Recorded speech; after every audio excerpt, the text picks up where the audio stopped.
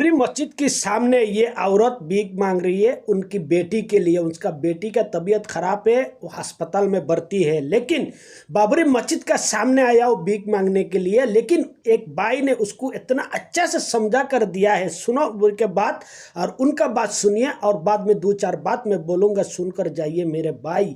ऐसा होना चाहिए, ये है मुसलमान धर्म। স্ক্যানার স্ক্যানার অনলাইন পেমেন্টের ব্যবস্থা নাই নাই এখানে কি ডেলি শুক্রবারে আসো তুমি? আজকে এসেছো?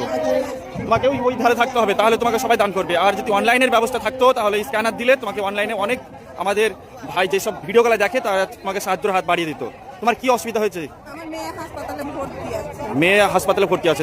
তো যাই হোক, এই মাসি আমাদের বাবরি মসজিদের চত্বরে সাহায্যের হাত দেওয়ার জন্য এসেছে। তো আপনারা যে যেখান থেকে দেখছেন এই মাসিকে যদি দেখেন তো মাসিকে একটু সাহায্যের হাত বাড়িয়ে দেবেন। মেয়ে যেহেতু অসুস্থ, একটা মা মেয়ের সকলের সন্তানের কষ্ট সহ্য করতে পারে না। তো সকলেই ভালো থাকবেন।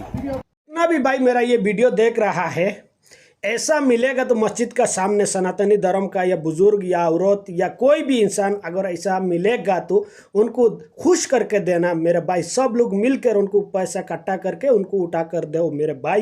ये औरत आई थी, उनकी लड़की बीमार है, तबीयत खराब है, अस्पताल में भर्ती है। लेकिन क्या सोचा था, बाबरी मस्जिद का सामने जाऊंगा, उधर तो बहुत सारे दान करता है, बहुत सारा दिल वाला होता है, लेकिन वही सोच कर आया था। लेकिन इसको इंशाअल्लाह उसको बहुत सारा पैसा मिला और पैसा मिलेगा इंशाअल्लाह।